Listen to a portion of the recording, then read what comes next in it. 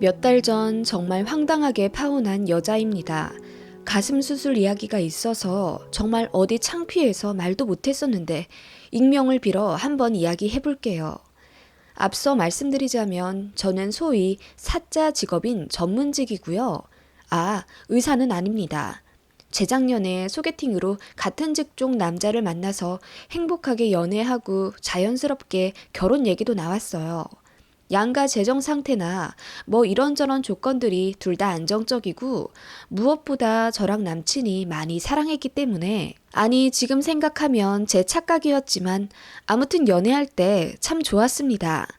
같은 직종이라 공감대도 많이 형성할 수 있어 좋았고 무엇보다 남친은 참 가정적이고 배려 깊은 다정한 남자였거든요. 서로 나이도 어느 정도 있으니 연애 1년 좀 안 되어서 남친에게 갑자기 프로포즈를 받게 되었고 그날부터 연애가 아닌 결혼 준비를 위한 만남이 되었죠. 남친이 먼저 저희 집에 인사를 왔고 저희 부모님도 예의 바른 남친에게 좋은 인상을 받으셨어요. 분위기도 화기애애했고 저희 부모님도 예비신랑 될 사람이니 깍듯하게 잘 대우를 해주셨거든요. 하지만 제가 남친 집에 갔을 때는 얘기가 조금 달랐습니다. 예비 씨부는 별 말씀이 없고 과묵해서 솔직히 잘 판단하기 어려웠는데 단언컨대 예비 씨부는 정말 장난이 아니신 것 같더라고요. 어차피 파혼했으니 하는 말인데 예비 씨부는 일단 첫인상부터 남다르셨습니다. 집인데 웬 공단 드레스를 입고 계시더라고요. 머리는 올림머리를 하고 계셨고요.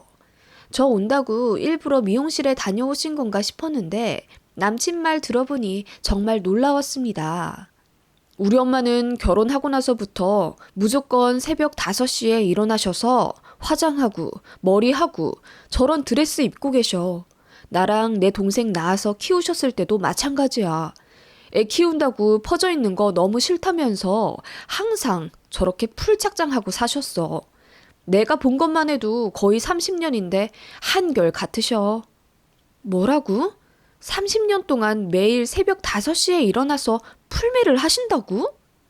여자가 관리를 잘해야 한다고 항상 말씀하시더라고. 너무 놀라웠습니다. 배우자가 바람 피울까봐 수십 년을 매일같이 새벽같이 일어나 풀착장을 하고 사셨다니. 솔직히 기겁했고요. 남친 부모님이 달리 보이니 착잡해지더라고요. 그때부터 이 결혼 정말 괜찮은가 하는 생각이 처음으로 스멀스멀 올라오더라고요. 사실 연애하면서 단 한 번도 제 화장이나 옷차림에 지적해본 적이 없고 여자 외모에 대해 크게 평가해본 적이 없는 사람이라 더 놀라웠던 것 같아요. 아무튼 예비 시모는 그렇게 시종일관 공주처럼 우아한 태도로 저를 맞아주셨어요. 그런데 반전은 예비 시모가 음식을 하나도 할 줄 모르시더라고요. 그렇다고 도우미 아주머니가 계신 것도 아니고 예비 시부가 음식을 하시는 것도 아니었어요. 우리 집은 항상 사 먹어. 내가 손에 물 묻히기 싫고 요리하다 보면 자꾸 주워 먹게 되잖아. 살찌더라고.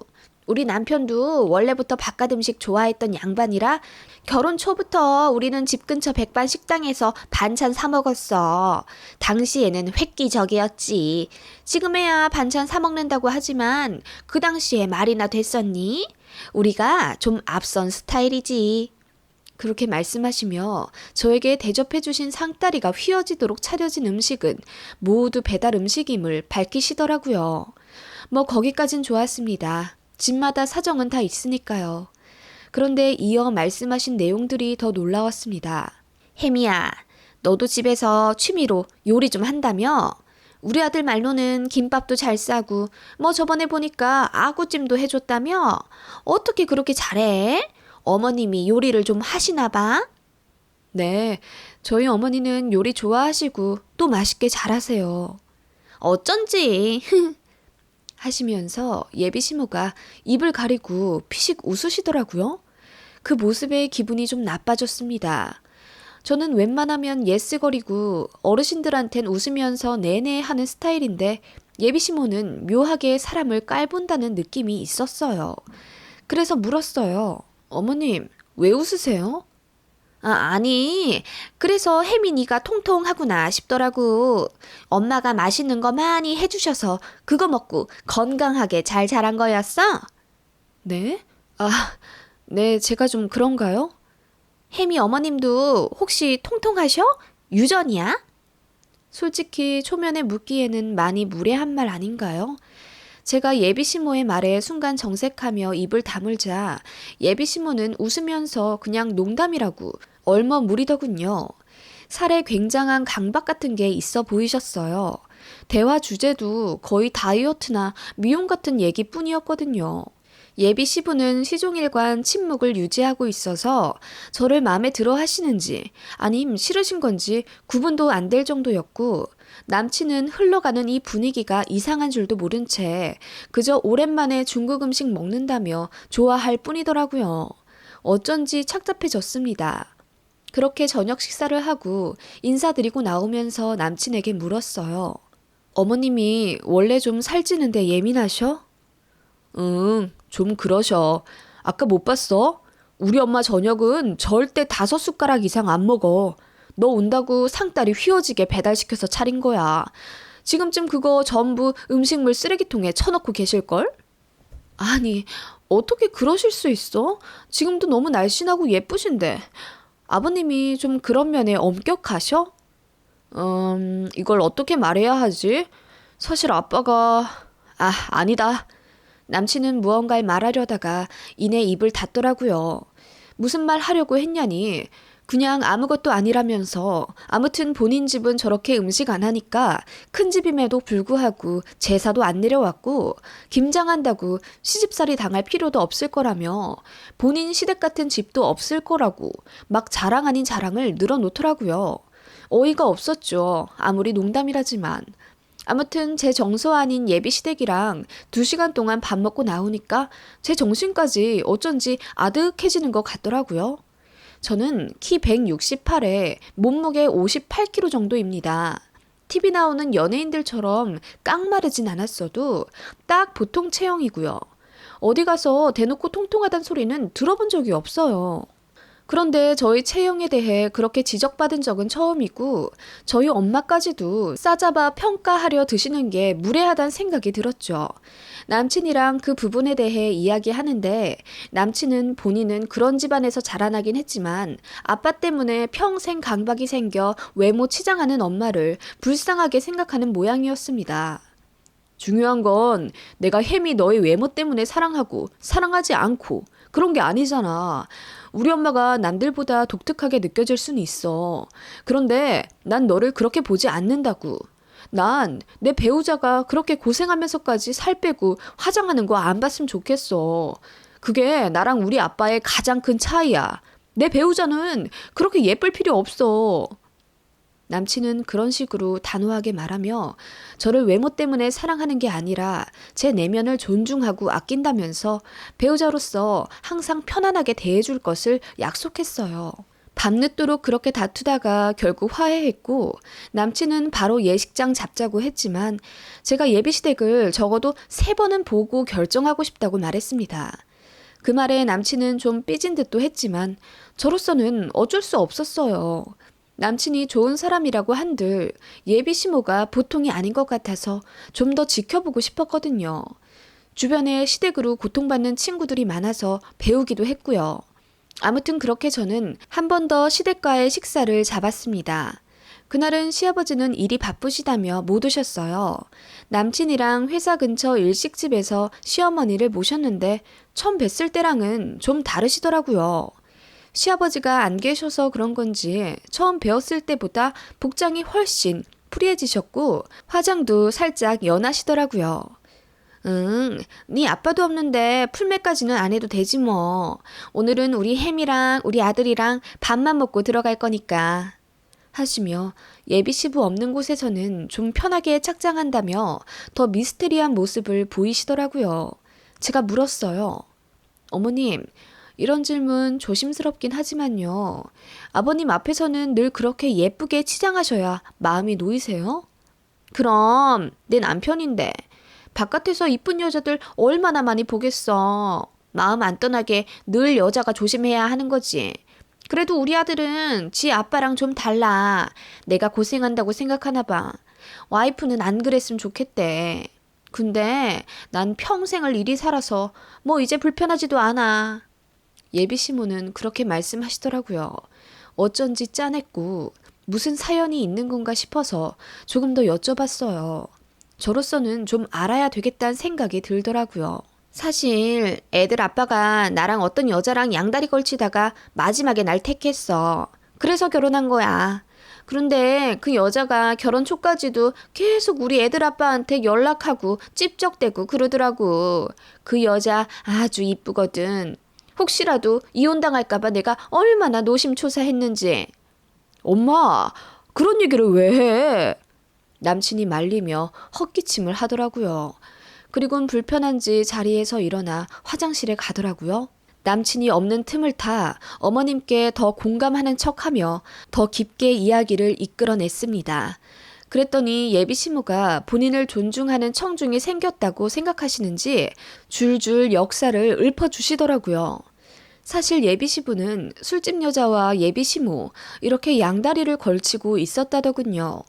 술집 여자든 기가 막히게 예뻤고 본인은 그에 비해 딸리지만 집이 잘 살아 예비 시부가 처가 돈 보고 결혼한 거라며. 그런데 예비 시부가 듣자 하니 외모적으로 가스라이팅을 엄청 하며 살았나 보더라고요. 술만 먹으면 그 양다리 걸치다 헤어진 술집 여자 얘기하면서 그 여자는 천사였네. 다리가 요즘 나오는 모델들 뺨치게 이뻤네 하시며 술주정을 늘어놓으시고 예비 시모를 구박했다네요. 그때부터 강박이 시작되신 것 같았어요. 얘기 들으니 마음이 너무 안 좋더라고요. 이 결혼해야 하나 싶은 생각이 들었고 착잡해서 저희 부모님께도 알렸습니다. 그랬더니 특히 엄마가 길길이 날뛰시며 그런 집에 절대 시집 가면 안 된다고 반대하시더라고요. 다 그런 거 보고 자란 거야. 아무리 아닌 척해도 속마음은 여자를 그렇게 잘 꾸며진 인형으로만 보는 거라고. 네가 혹여나 애 생기고 나서 살이라도 찌면 난리 나겠다니 예비 시모부터. 네 남자친구가 아무리 막아준다고 해도 본인 가치관이 그렇게 이미 박혀 있어. 아무리 아닌 척해도 그래서 집안 분위기는 중요한 거야. 엄마는 그렇게 결사반대하셨어요. 착잡했죠. 그리고 또 한 번 잡힌 예비 시모와의 식사. 이번에는 남친 없이 저랑 단둘이 식사하고 싶으셨다네요. 조용한 룸으로 예약하고 그렇게 예비 시모와 어색하면서도 긴장되는 세 번째 식사를 하게 됐습니다. 예비 시모는 솔직히 그런 외모 강박 문제 빼고는 참 상냥하셨고 소녀 같으신 면도 있었어요. 어찌 보면 너무 순수해서 그러신 건가 싶었고 악의 자체는 없어 보였어요. 예비 시부 때문에 이렇게 되셨구나 하는 짠한 마음도 들어가던 찰나 예비 시모가 이런 말을 꺼내더군요. 그런데 말이야, 혜미 너 가슴 사이즈가 어떻게 되니? 네? 제 가슴 사이즈요? 그건 왜... 어머님, 그건 좀 부끄럽네요. 아니, 내가 속옷을 좀 선물해 줄까 해서. 괜찮아요, 어머님. 저 속옷 많아요. 말씀은 감사합니다. 그게 아니라 실은 좀 통통한 거에 비해서 글래머 스타일은 아니다. 그치? 네? 제가 너무 당황스러워서 제 귀를 의심했어요. 이어 말씀하시는 예비 시모. 아니, 모름지기 여자는 본인 하기 나름이야. 그래야 남자가 집에 잘 붙어 있지. 우리 아들은 너 절대 안 꾸미고 안 예뻐도 된다고는 하는데 내가 생각하기엔 그건 행복한 여자의 삶이 아니야. 나는 바깥 여자들처럼 안사람도 예쁘고 좀 섹시하기도 해야 한다고 생각한다. 네? 어머님, 그 말씀은 그럼 남편이 만약에 바람을 피우면 그건 여자 잘못이라는 뜻이네요?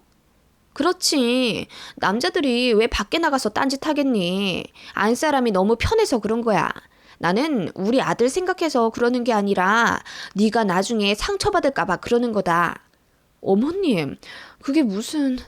저번에 예물예단 간단하게 말하긴 했잖아. 내가 혜미한테 목걸이, 팔찌, 샤넬 백 해주고 너는 예단비 1,000만 원 가져온다고 했지?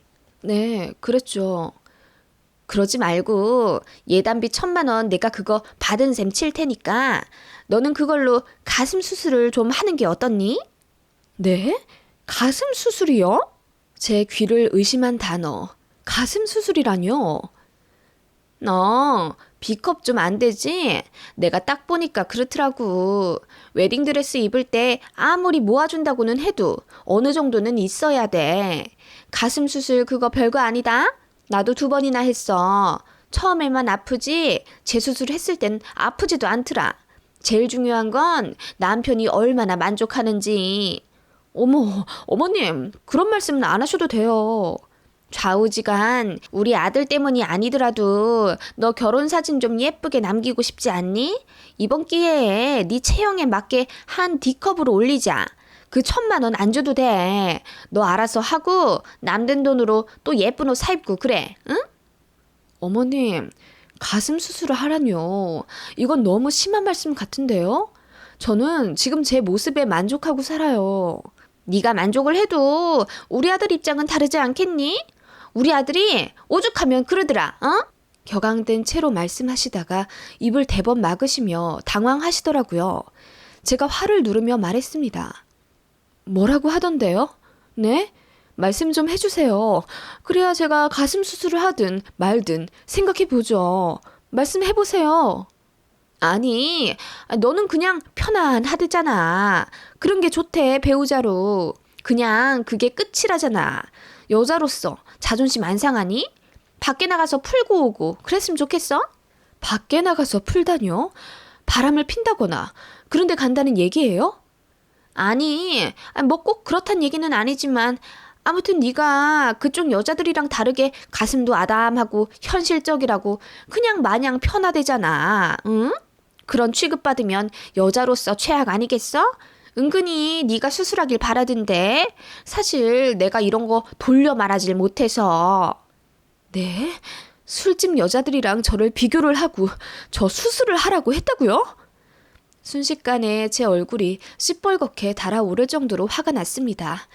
그랬어요. 제 남친은 저를 여자로 본 것이 아니라 편안한 배우자로 생각했던 거고 뒤로는 무수히 많은 직업 여성들과 자고 다녔던 겁니다.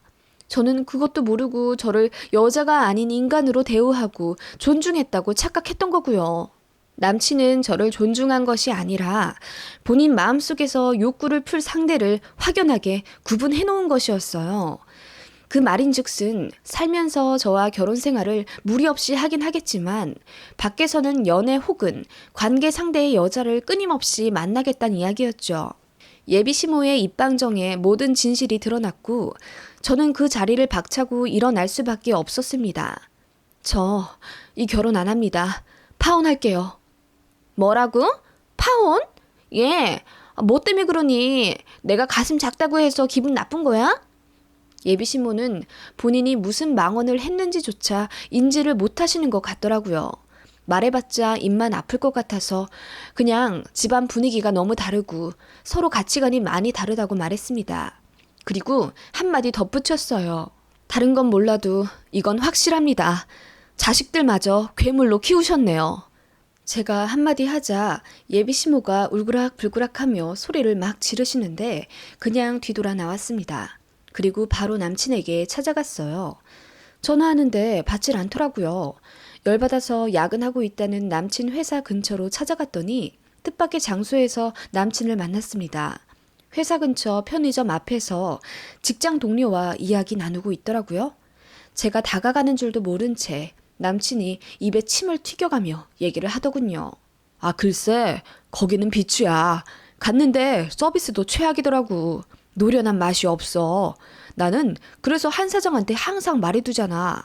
나 받는 여자는 경력 최소 5년 이상은 되어야 한다고. 어린애들이 풋풋하고 도도해서 좋다고? 그거 다 개소리야. 똑같은 돈 주면서 왜 내가 비위를 맞춰줘야 돼? 그쪽 여자는 그냥.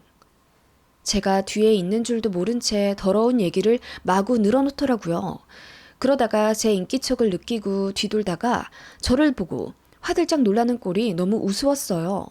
제가 있는 힘껏 뺨을 내리치고 땅에 내리꽂았습니다.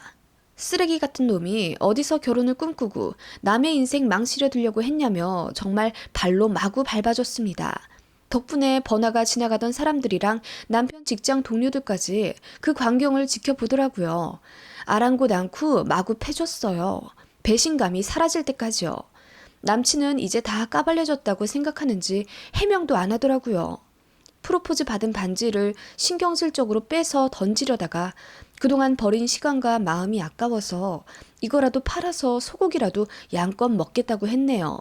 다음 날 그 반지 팔았더니 300만 원 좀 넘게 나왔더라고요. 네, 그걸로 친구들이랑 술 먹고 고기 먹고 정말 실컷 먹고 놀았습니다. 스트레스 다 풀릴 때까지요. 부모님도 빨리 파혼해서 다행이라며 안도의 한숨을 내쉬셨고 더 좋은 사람 만날 수 있다며 저를 다독여 주셨습니다. 아무튼 그런 일이 있어서 파혼했습니다. 아무리 봐도 저 같은 케이스는 없는 것 같네요. 어쩌다 이런 똥을 밟은 건지. 그래도 막판에 그 남자 실컷 패버려서 속은 시원하네요. 그리고 부랴부랴 산부인과 가서 검사 다 받았습니다. 다행히 뭐 아무것도 안 옮았더라고요. 진짜 그거 하나는 제대로 다행이라고 생각해요. 황당하지만 정말 이혼보단 파혼 아니겠어요? 저는 더 좋은 일이 생길 거라고 믿습니다.